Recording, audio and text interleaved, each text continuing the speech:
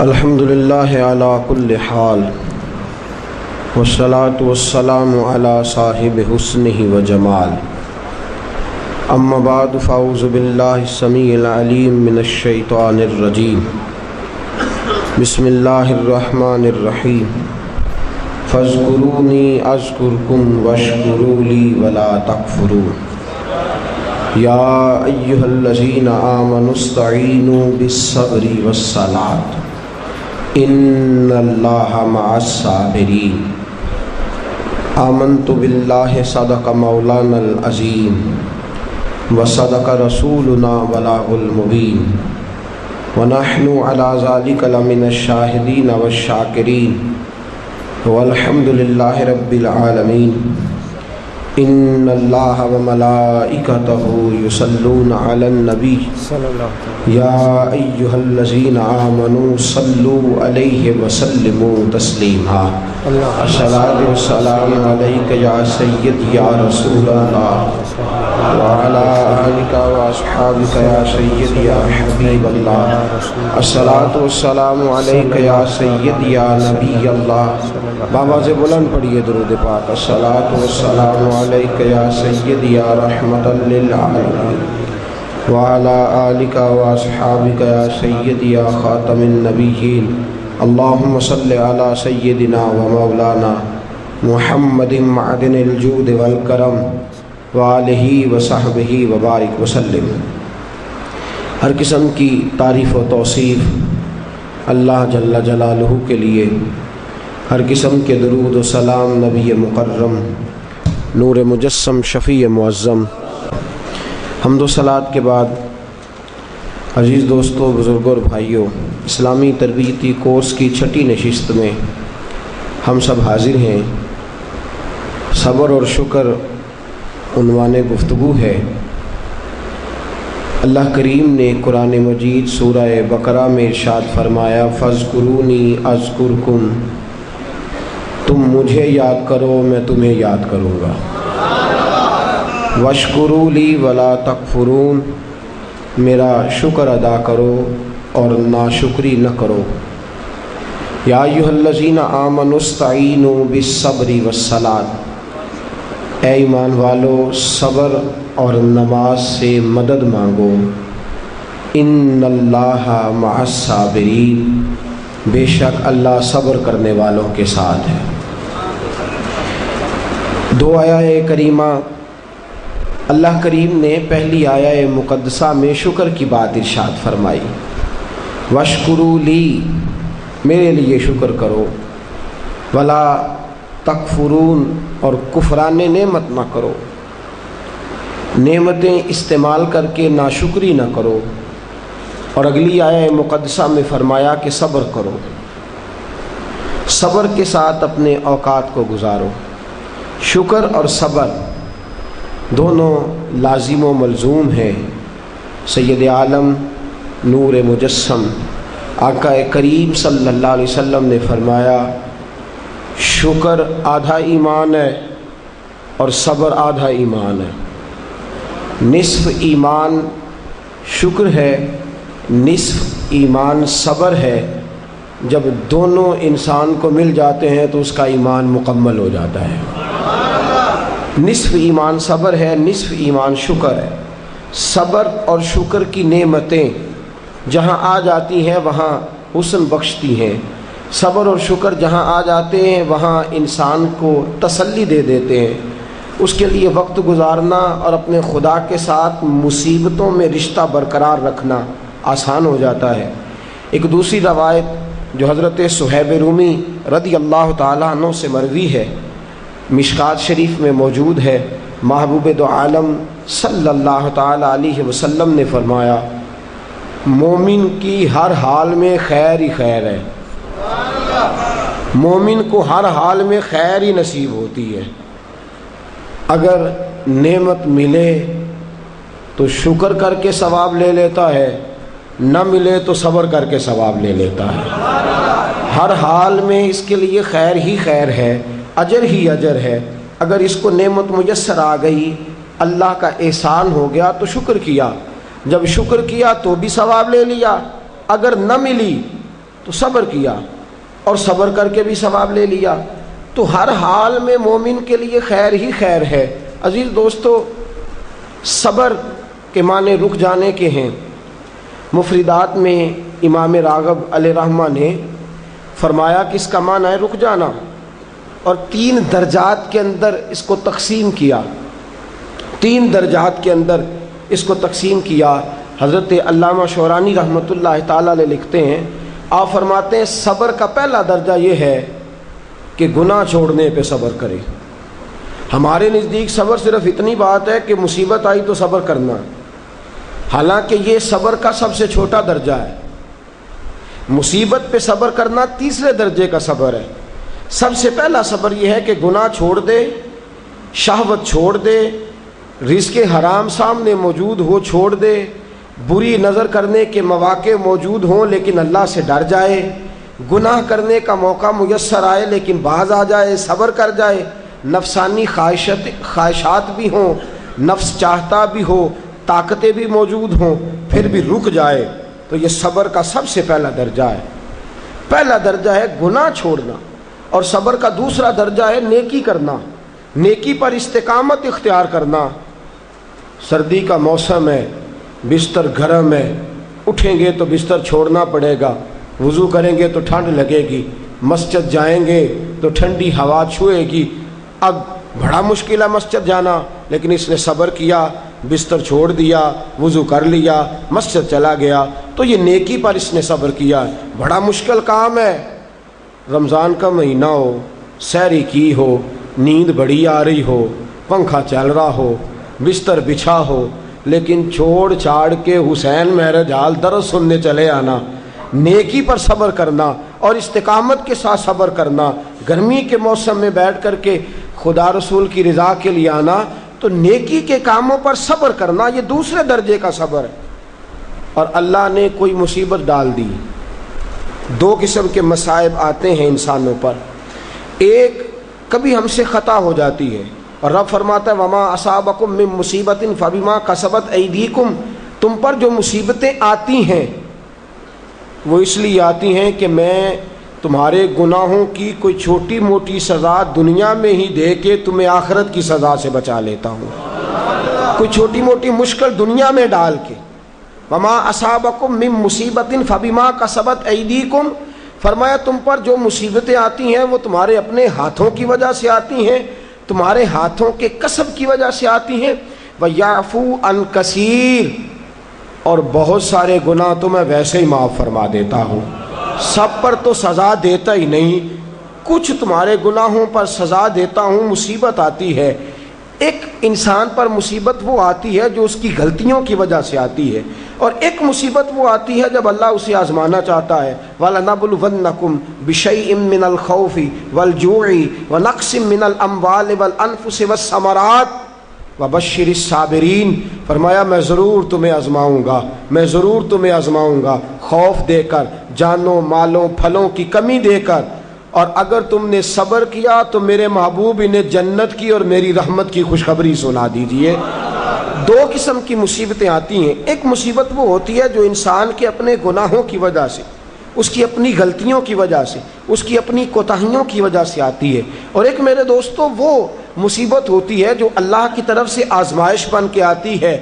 ہم گناہگاروں پر جو مصیبت ہوتی ہے وہ اللہ تبارک و تعالیٰ کی طرف سے بعض اوقات ہماری خطاؤں کی سزا ہوتی ہے، اور اگر کوئی نیک بیمار پڑ جائے تو اس کی اللہ آزمائش فرما رہا ہوتا ہے، اس کی اللہ آزمائش کرتا ہے، اللہ تبارک و تعالیٰ اس پر فضل فرماتا ہے، اس کی آزمائش کرتا ہے۔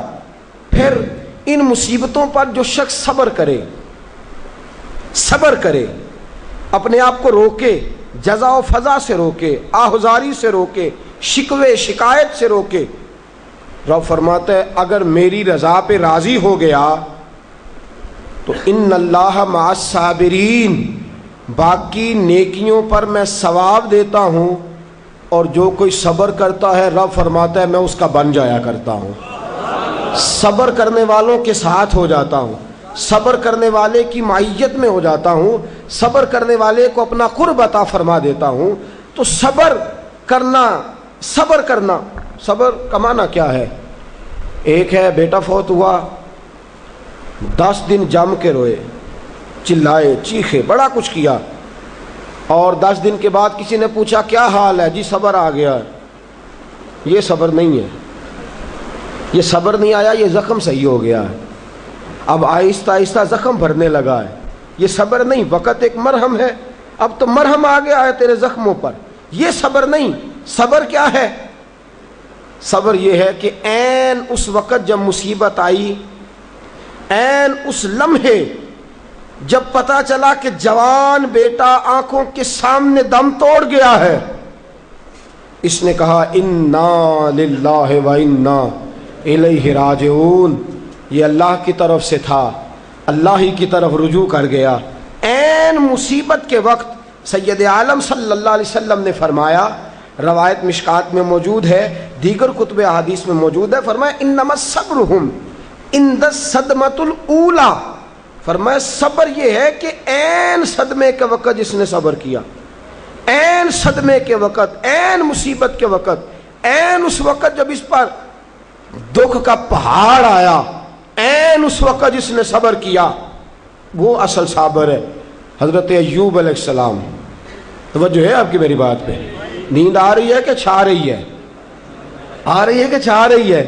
مجھے کل ایک ساتھی نے بتایا، کہنے لگے آپ مجھے بار بار جگاتے ہیں، مجھ پہ نیند آتی نہیں، مجھ پر چھائی جاتی ہے، تو آپ جگاتے ہیں تو میں کوشش بڑی کرتا ہوں پر چھائی ہوتی ہے، اگر میں ادھر سے جاگتا ہوں تو اس طرف سے آ جاتی ہے، ادھر جاگتا ہوں تو پیچھے سے آ جاتی ہے، تو بنیادی طور پہ آئی نہیں ہوتی، میرے اوپر چھائی ہوتی ہے۔ تو میرا خیال ہے وہ ایک آدمی کی بات ہے، اب آپ سارے نا یہ پروگرام بنا لیجئے گا، اور کل آپ بھی یہی مسئلہ بتانا شروع کر دیں کہ یہ آ نہیں رہی ہے، چھا رہی ہے، یہ صرف اس ایک دوست کے ساتھ مخصوص بات۔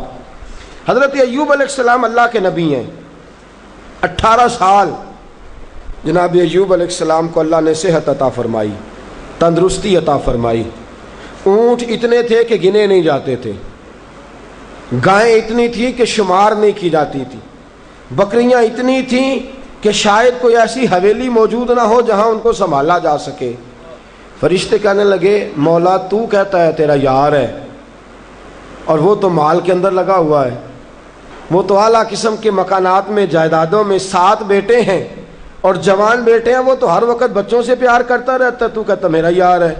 اللہ نے فرمایا وہ میرا یار ہے، میں دلوں کے بھید جانتا ہوں، تم کہتے ہو تو آزمائش کر لیتے ہیں، یاری تیری سونا پر ازمائشاں تیریاں اگ، اے سونا پرکھیا جامدائی پہلو نال لگاں دے لگ، آزمائش کر لیتے ہیں۔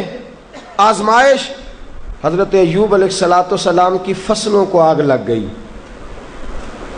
فصلیں ساری اجڑ گئیں، جانوروں کو بیماری آئی تو ایک ہی دن میں سارے اونٹ مر گئے، 2 دن گزرے تو ساری گائیں ساری مر گئیں، بکریاں بھی ایک بیماری کا شکار ہو گئیں۔ جناب ایوب اور آپ کی زوجہ گھر سے باہر نکلے تو زلزلہ آیا، ایک ہی دن میں 7 بیٹے، ایک ہی دن میں وارث شاہ مان کری نہ وارثاں دا، رب بے وارثہ کر کے مار دئی، 7 بیٹے ایک ہی دن میں۔ ابھی صدمہ سر پہ تھا کہ رب نے بیمار کر دیا، پورے وجود پر پھنسیاں، پھوڑے، تکلیفیں۔ حضرت ایوب کی زوجہ آپ کی خدمت میں آئیں، کہنے لگی اے ایوب دعا کرو، آپ پیغمبر ہیں، آپ کے منہ سے تو لفظ نکلتے ہیں اللہ قبول فرما لیتا ہے، آپ دعا کرو۔ کہنے لگے یہ بتا شفا کتنا عرصہ رہی ہے، مال کتنا عرصہ رہا ہے، یہ بتا میرے پاس اولاد کتنا عرصہ رہی ہے۔ کہنے لگی 18 سال۔ کہنے لگے 18 سال اس کا فضل، کرم، احسان رہا ہے، اب ذرا مجھے 18 سال تکلیف میں رہ لینے دے، پھر دعا بھی کر لوں گا، پہلے مجھے 18 سال گزار لینے دے نا، جتنا وقت اس نے مجھے آسانی میں دیا ہے اتنا ذرا تکلیف تو بھئی، سکھ آئے تو خوشی خوشی، کیا بات ہے کیا بات ہے کیا بات ہے، دکھ آئے تو شکوہ شروع کر دیا، صبر ہی نہیں کیا، ٹھہرا ہی نہیں، کہا مجھے 18 سال ذرا گزار لینے دے، اس کے بعد دعا کر لوں گا۔ کہنے لگی دعا کرنے میں کیا حرج ہے، دعا کر دیں، کہنے لگے دعا کر کے کیا کروں؟ رب سے عرض کریں کہ شفا دے دے، تو فرمانے لگے اللہ کو نہیں پتا ایوب بیمار ہے، اس کو خبر نہیں کہ ایوب بیمار ہے، جے سونا میرے دکھ وچ راضی تے پھر سکھ نو چلے ڈاواں، اس کو نہیں خبر بیمار ہے، میں صبر کروں گا، میں صبر کروں گا۔ 18 سال گزرے۔ علامہ اسماعیل حقی رحمۃ اللہ علیہ فرماتے ہیں 18واں سال چڑھا، تردامنی پہ شیخ ہماری نہ جائیے، ہم دامن نچوڑ دیں تو فرشتے وضو کریں۔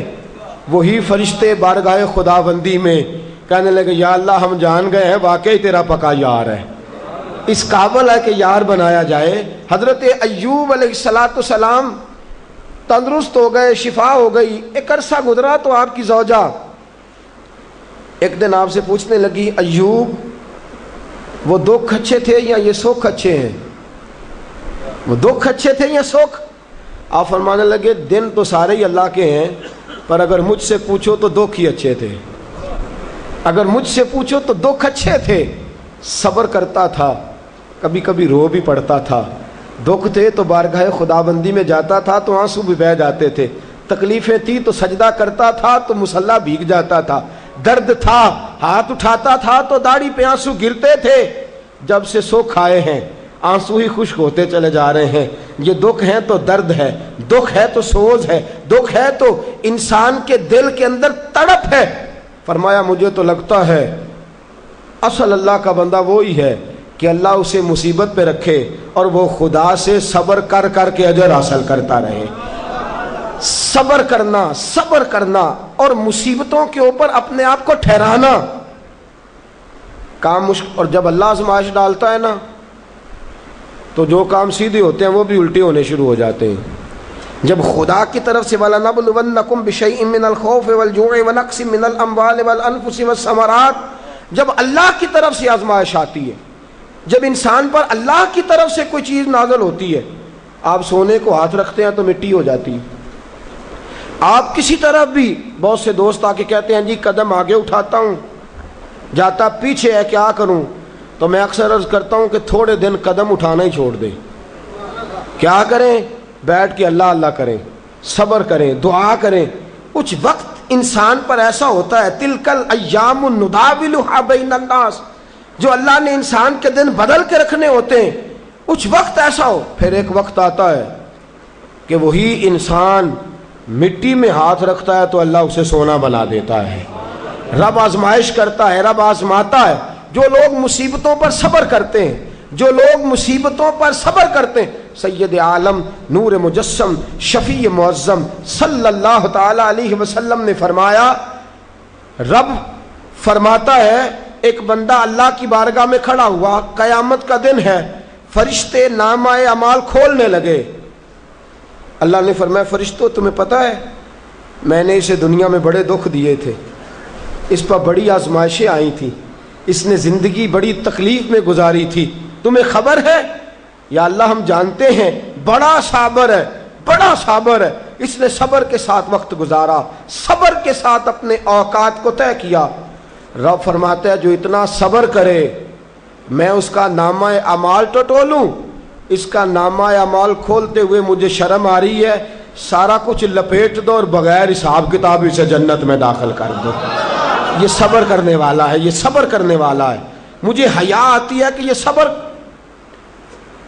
بڑی گاڑی دیکھ کے بھی صبر کرنا چاہیے۔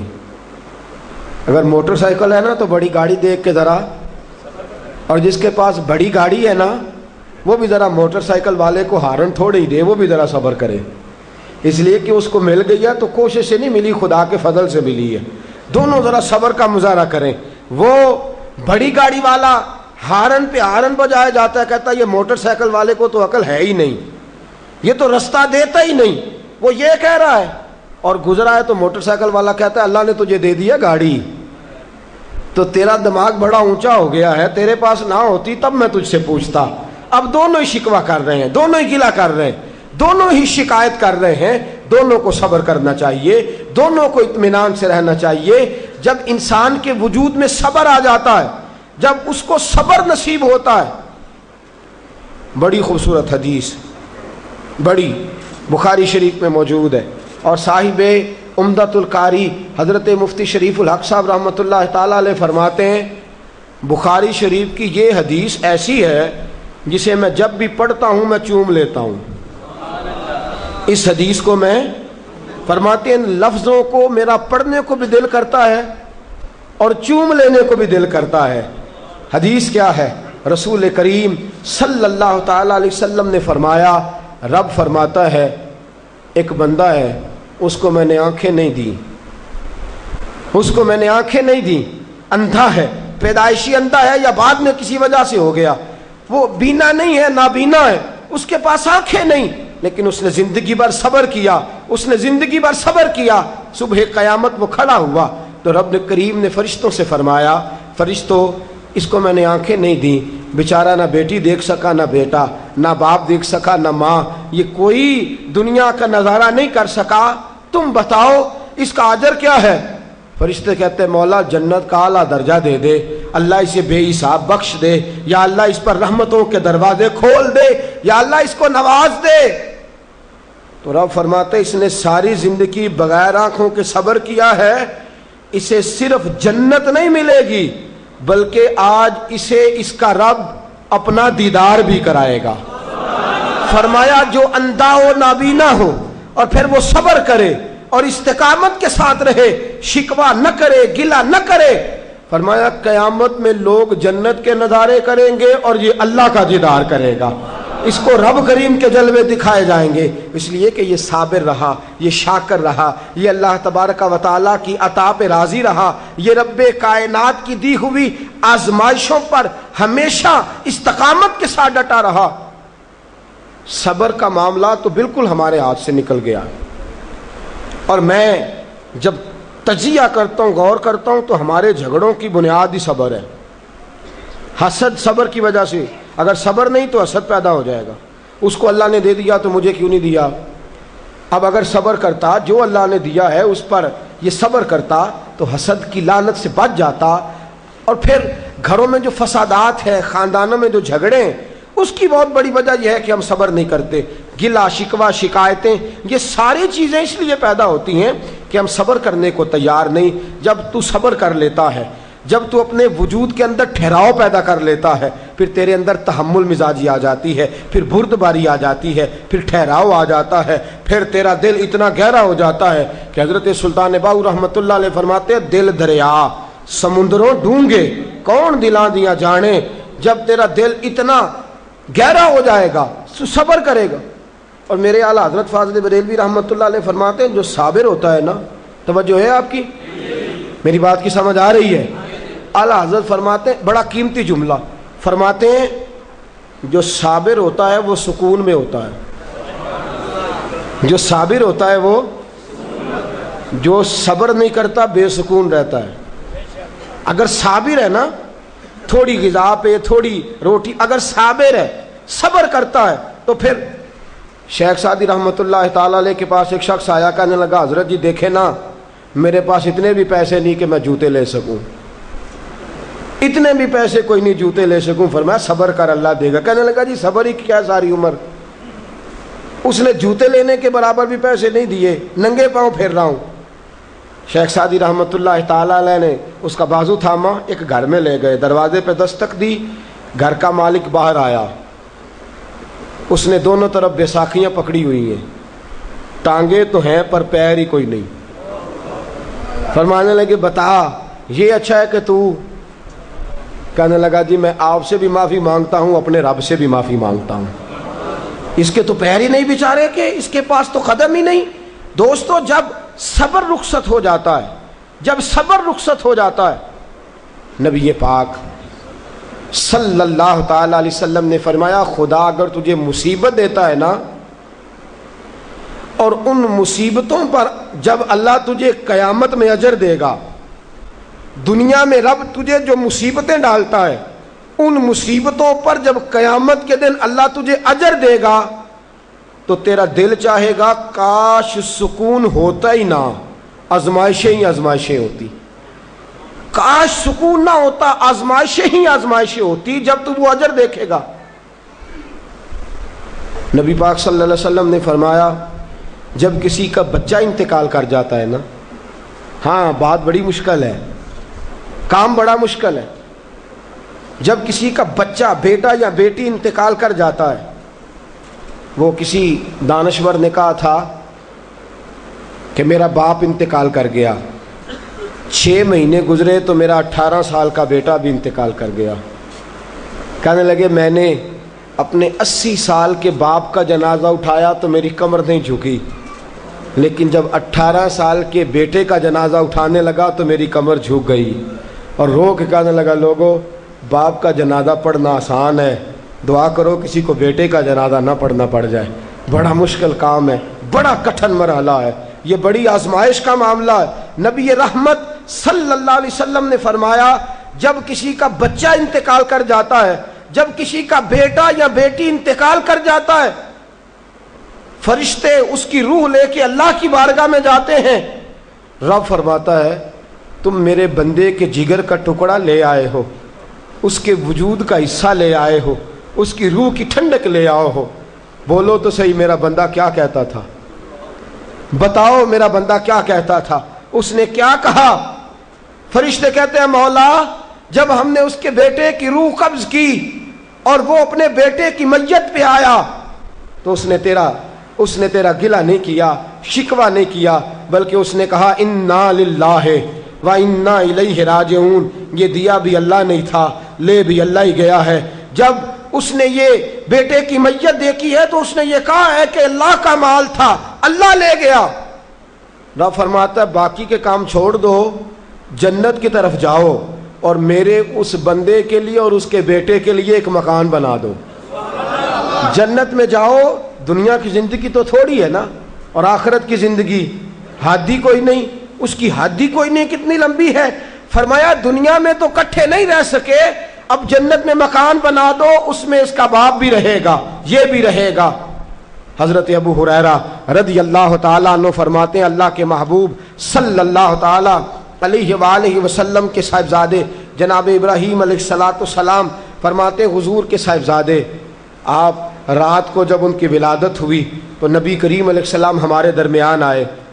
جاگیے ذرا غور فرمائیے گا بات پہ. سید عالم صلی اللہ علیہ وسلم تشریف لائے اور ہم نے حضور کے چہرے کو چمکتے دیکھا، ہم نے آنکھوں میں ایک خوبصورتی، ایک رنگ ڈھنگ دیکھا.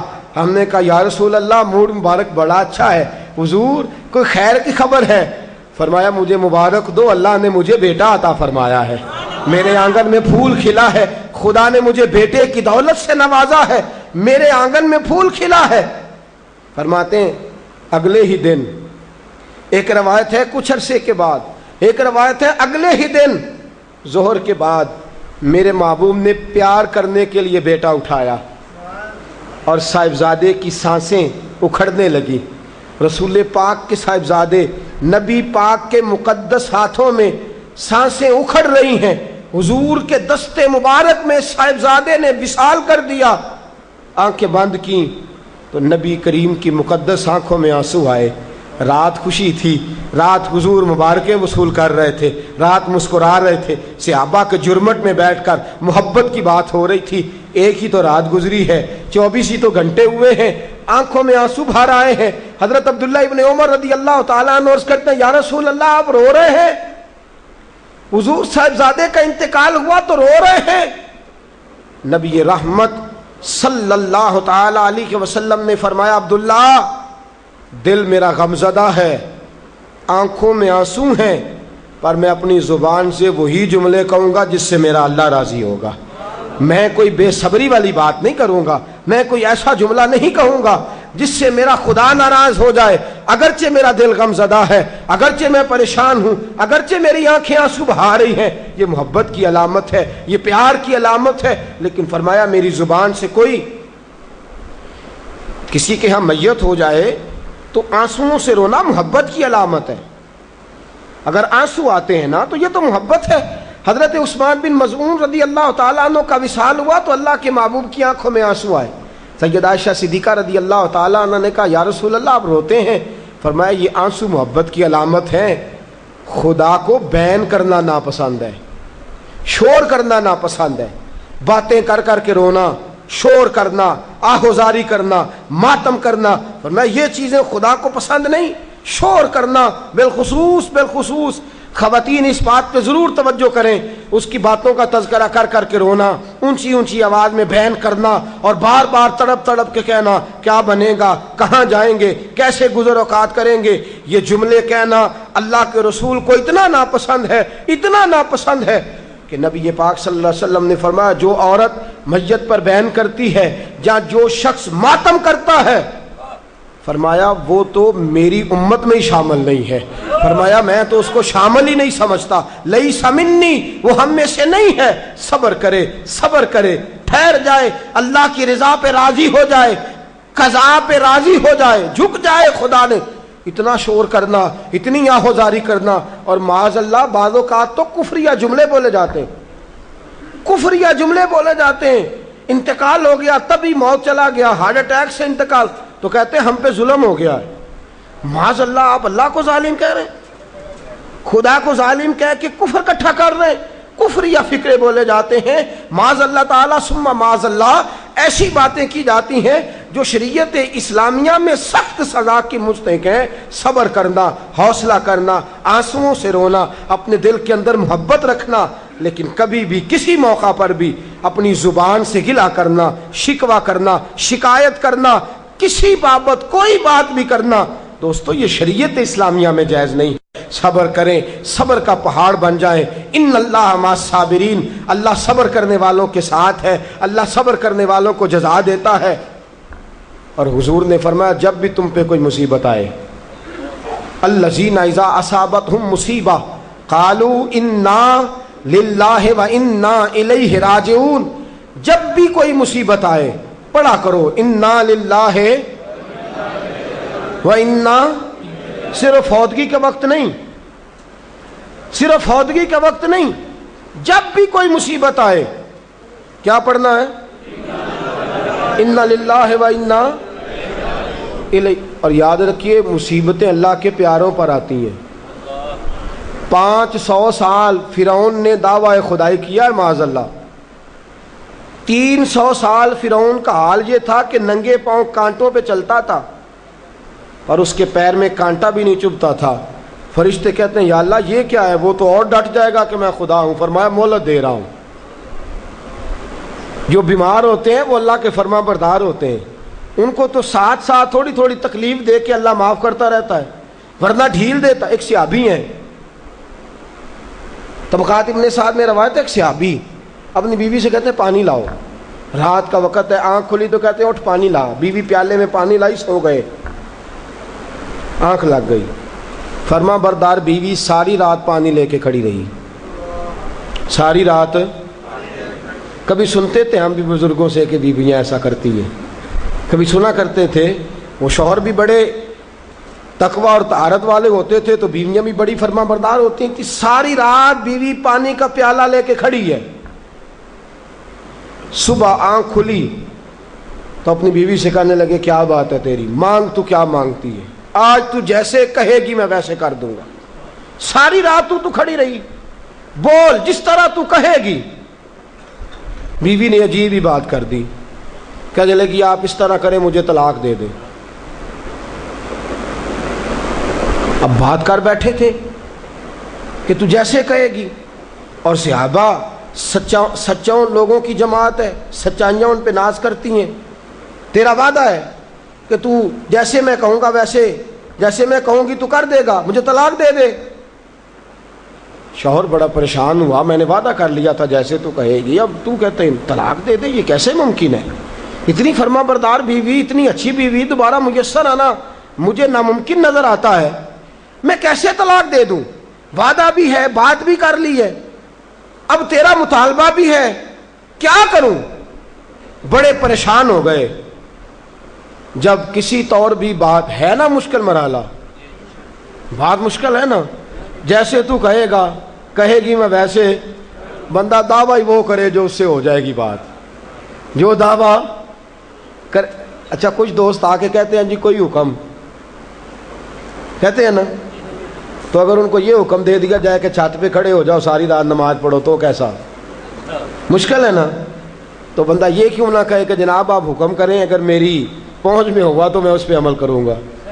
اور پھر اگر حکم سنایا جائے نا، میں تو کبھی کبھی جو دوست قسم کے میرے تعلق والے لوگ ہیں وہ کہتے ہیں نا کوئی حکم، تو میں کہتا ہوں پہلے پکی بات کرو، پورا کرو گے نا؟ ایسے نہیں حکم کرا لینا چاہیے، پہلے پکی بات کرو، کر لو گے جناب کوئی حکم کسی قسم کا؟ حالانکہ ایسا ہو سکتا، یہاں تو بندہ اچھا صحابی کہہ بیٹھے جیسے تو کہے گی کر لگی طلاق دے دیں۔ بڑے پریشان ہوئے، کہنے لگے ایک موقع دیتی ہے، صبح چلیں گے حضور کی بارگاہ میں اور ہم دونوں اپنا مسئلہ پیش کریں گے، پھر جیسے اللہ کے نبی فرمائیں گے ویسے کر لیں گے۔ چلو ٹھیک ہے، اس پہ بات ختم ہوئی، سو گئے۔ صبح اٹھے، گھر ذرا دور تھا، دونوں میاں بیوی آ رہے ہیں مسجد نبوی کی طرف۔ رستے میں بیوی شوہر کو ٹھوکر لگی اور اتنا سخت گرے، ایک زخم پیر پہ، ایک ہاتھ پہ، ایک سر پہ، خون بہنے لگا۔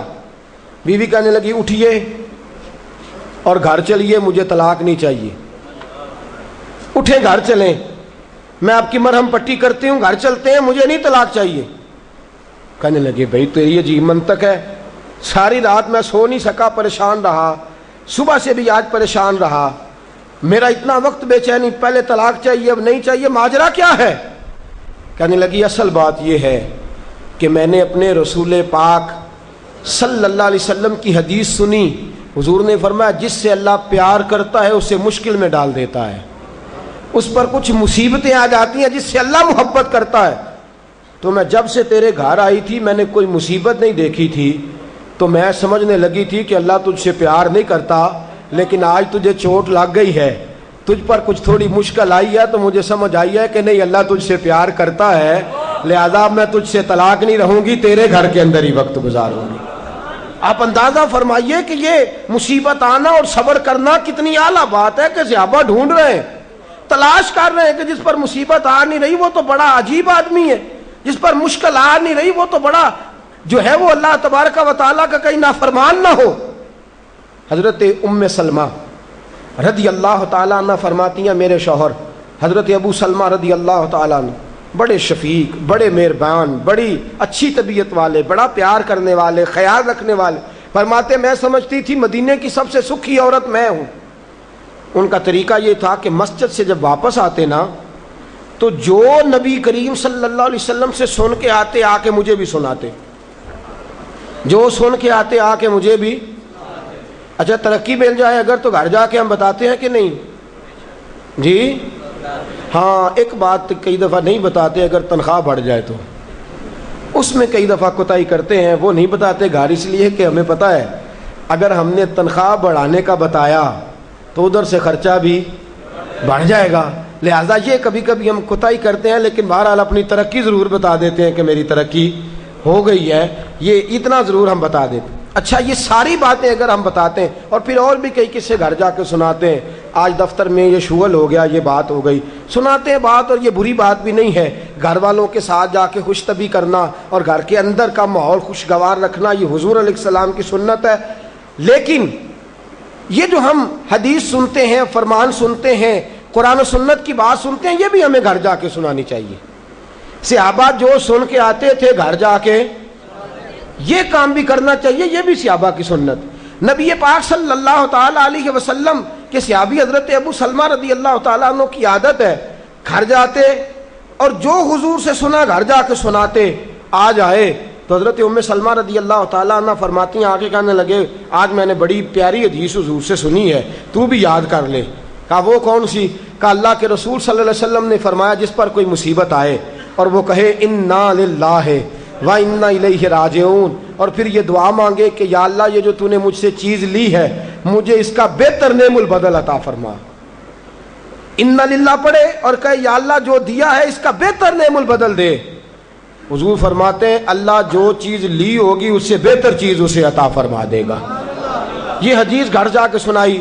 حضرت ام سلمہ کہتی ہیں میرا چراغ بھی بجھ جاتا تو میں پڑھ دیتی اِنَّا لِلَّهِ وَإِنَّا إِلَيْهِ رَاجِعُونَ۔ میں نے وظیفہ پکا لیا، میں اس پہ مکمل طور پر استقامت کے ساتھ عمل کرنے لگی۔ فرماتی ہے مجھ پر ایسی مصیبت آئی جو میرے لیے بڑی مشکل ہو گئی، میرے شوہر حضرت ابو سلمہ انتقال کر گئے۔ फरमाती हैं मैंने पढ़ा इन्ना लिल्लाहि व इन्ना इलैहि राजिऊन, मैंने कहा या अल्लाह मुझे बेहतर नेमुल बदल अता फरमा। फरमाती हैं पढ़ तो लिया, हुजूर के फरमान पर यकीन भी था, लेकिन दिल में ख्याल था कि अबू सलमा से अच्छा शौहर तो मुझे मिल ही नहीं सकता, इससे ज़्यादा धीमा तो मुझे मिल ही नहीं सकता। और फरमाती हैं फिर मैं सोचती थी अब मेरी उम्र भी जवानी के नहीं, बुढ़ापा आ गया है, रंग भी गोरा नहीं, बच्चे भी मेरे पास हैं, कैसे बेहतर नेमुल बदल मिलेगा। और दूसरी जानब हुजूर की हदीस है कि अगर तुम मुसीबत के वक्त पढ़ोगे इन्ना लिल्लाहि व इन्ना इलैहि राजिऊन, मुस्तफ़ा का फरमान भी बदल नहीं सकता। जो दिन को कह दिया दिन है तो दिन निकल आया, जो शब को कह दिया शब है तो रात हो के रही। खुदा ने उनकी जुबां को वो इख्तियार दिया, जो निकली मुंह से उनके वो बात हो के रही। ये तो हो नहीं सकता कि हुजूर फरमाए और ऐसा हो ना। फरमाती हैं पढ़ भी लिया, इद्दत के दिन मुश्किल से गुजारे, इद्दत खत्म हुई, मेरे दिल में हदीस भी है कि हुजूर ने फरमाया अल्लाह बेहतर नेमुल बदल देगा। और दूसरी जानब यह भी है कि अबू सलमा से अच्छा शौहर नहीं मिल सकता। फरमाती हैं लोगों हुजूर के फरमान पर कुर्बान जाऊं और मुस्तफ़ा करीम की हदीसों के निसार जाऊं। मुझे तो उस वक़्त पता चला जब अल्लाह के रसूल ने पैगाम भेजा कि मैं तेरे साथ निकाह करना चाहता हूं। जब अल्लाह के रसूल ने पैगाम भेज दिया कि मैं निकाह करना चाहता हूं।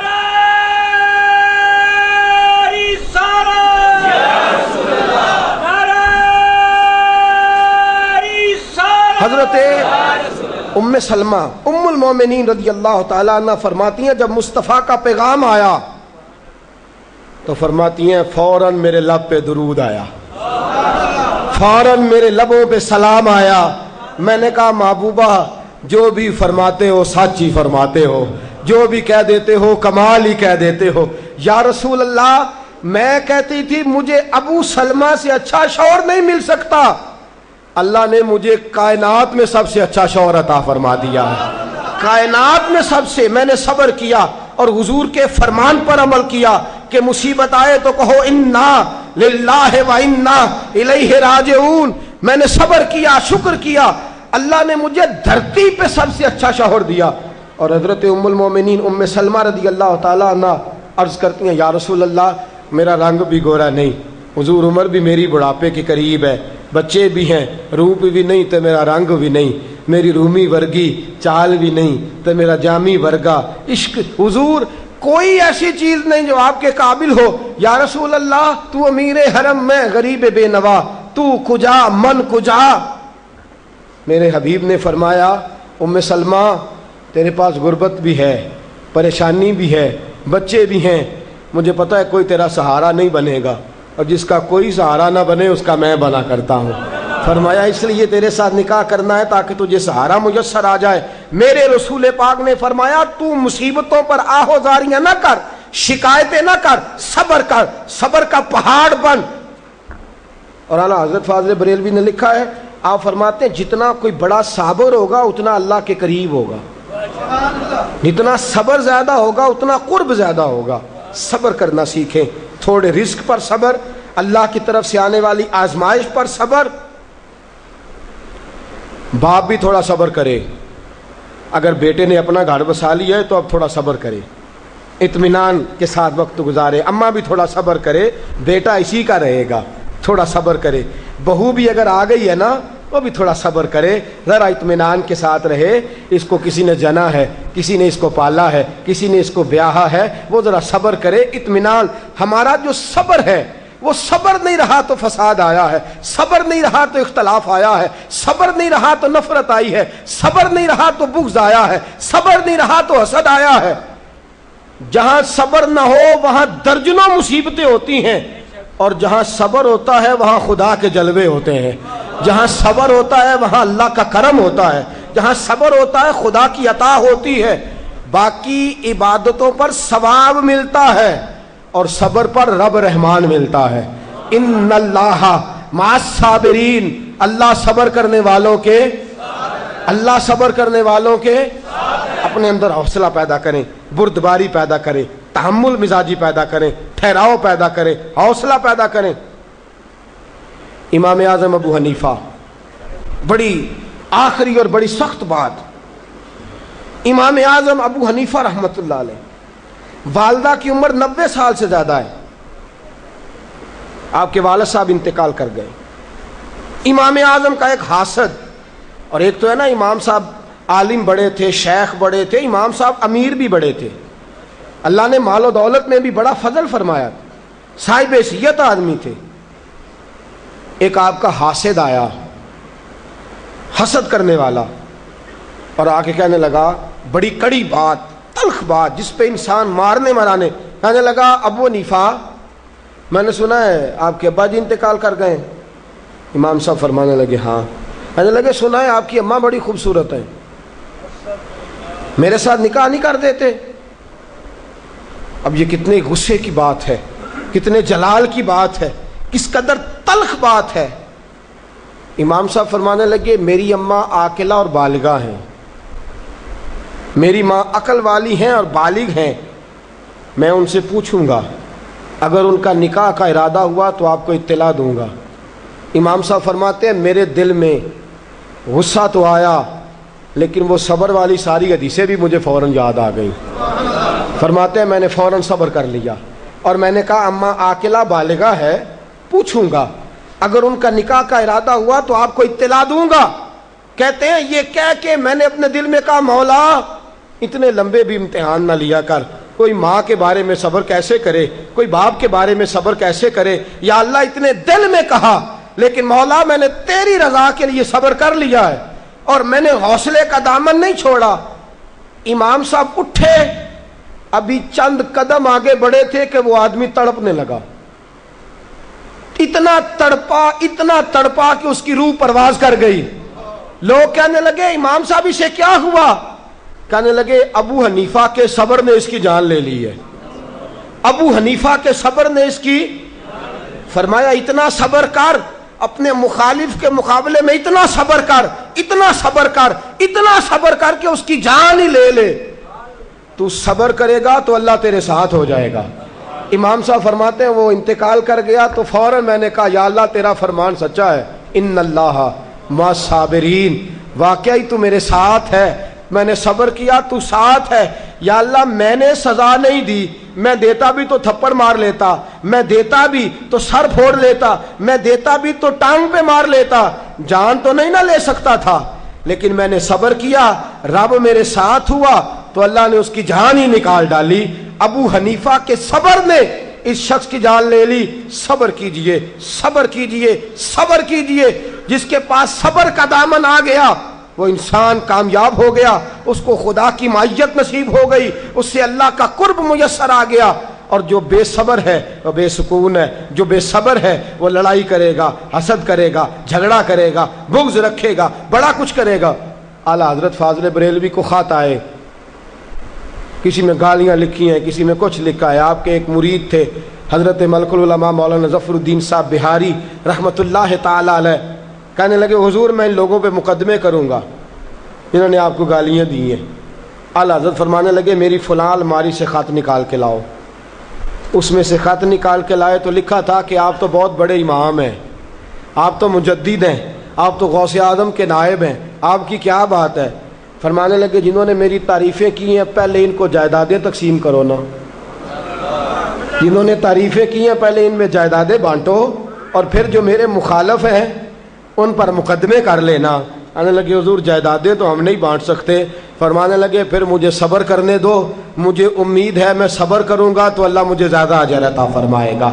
صبر کا دامن تھام کے رکھیں، صبر پر عمل کریں، اگر صابر ہو گئے تو خدا کی معرفت نصیب ہو گئی، اور اگر ہمارے اندر صبر ہی نہیں، صبر اور قرار ہی نہیں، تو پھر ہم تو پاؤں میں پڑی چیز نہیں پکڑ سکتے، پھر تو ہم زندگی گزار ہی نہیں سکتے، پھر تو ہر چیز ہمارے لیے بوجھ نظر آئے گی۔ اللہ صبر اور شکر کی توفیق عطا فرمائے، ہمیشہ مدحت خیر الانام میں گزرے، دعا ہے یہ عمر درود و سلام میں گزرے۔ آخر دعوانا ان الحمدللہ۔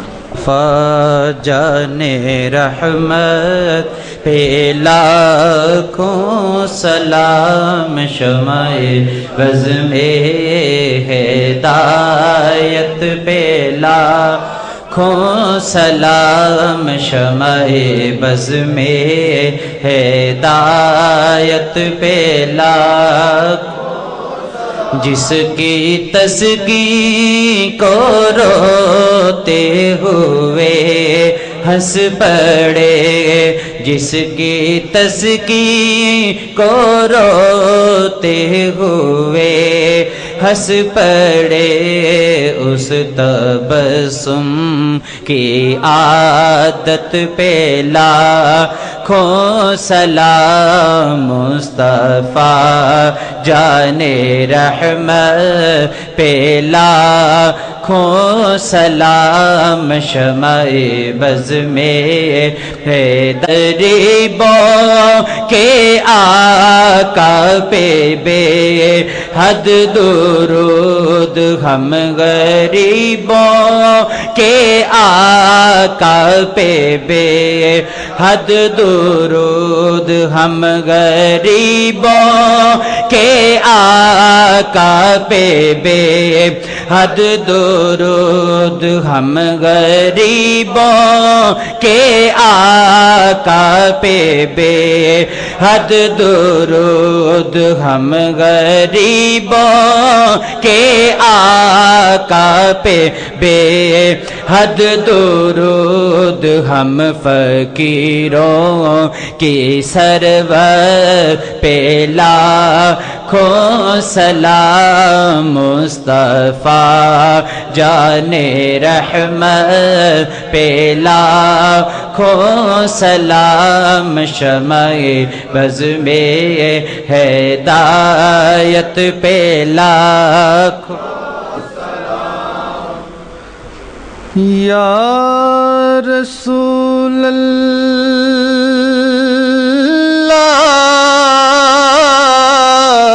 تیرے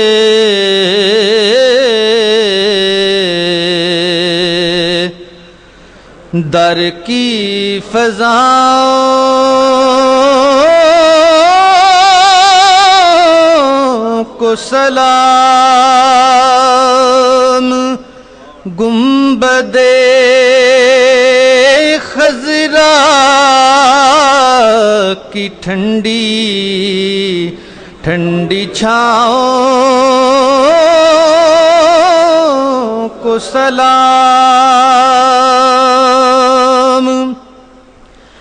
جو مدینے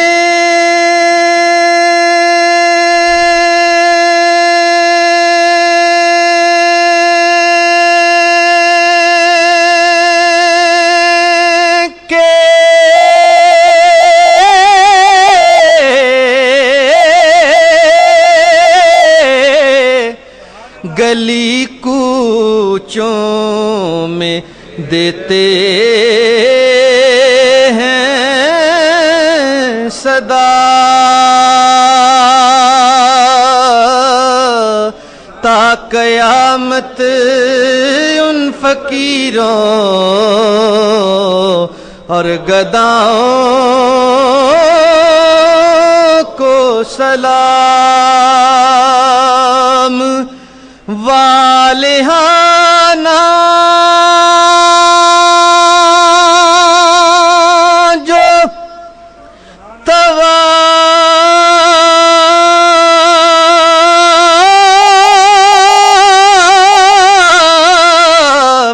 روضائے اقدس کریں مست و بے خود وجد میں آتی ہواؤں کو سلام یا رسول اللہ تیرے در کی فضاؤں کو سلام مولانا محمد معدن الجود والکرم وعلی آلہ وصحبہ وبارک وسلم۔ اللہ کریم ہماری حاضری کو درجہ قبولیت عطا فرما، مولا کریم جذبوں میں خلوص عطا فرما، مولا کریم اپنے ذکر و فکر پر کامل پابندی کی توفیق عطا فرما، مولا کریم سجدوں کا ذوق عطا فرما، عبادتوں کا شوق عطا فرما، تلاوتوں کی لذت سے آشنا بنا دے۔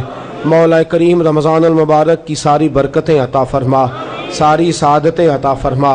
مولا کریم ہم پہ نگاہ لطف و کرم فرما، جو بیمار ہیں انہیں شفا دے دے۔ اللہ جو مقروض ہیں قرضوں سے رہا کر دے، جو تنگ دست ہیں انہیں وسعت عطا کر دے، جو بے گھر ہیں صاحب گھر کر دے، بے اولادوں کو صاحب اولاد کر دے، اولاد والوں کی اولادوں کو فرما بردار کر دے۔ اللہ علیہ وسلم کی دولت لازوال عطا کر دے۔ مولا کریم ملک پاکستان کی خیر فرما، مولا اندرونی بیرونی سازشوں سے محفوظ فرما۔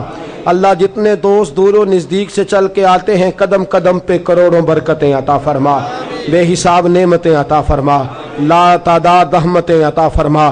اللہ کریم ماؤں بہنوں بچیوں کو جزائے خیر عطا فرما، عزت کی چادریں عطا فرما، ان کے دکھوں کو سکھوں سے تبدیل فرما، اپنے اپنے گھروں میں باوقار زندگیاں نصیب فرما۔ اللہ ہم پہ رحم فرما، اللہ ہم پہ کرم فرما، اللہ ہمارے لیے آسانیاں فرما۔ اللہم انا نسألک العفو والعافیۃ فی الدین والدنیا والآخرہ۔ اللہم انی اسألک علما نافعا ورزقا طیبا وعملا متقبلا وشفاء کاملا وتوبة قبل الموت وراحة عند الموت والعفو عند الحساب۔ رب اغفر وارحم وانت خیر الراحمین۔ وصلی اللہ تعالی علی حبیبہ سیدنا و مولانا محمد وآلہ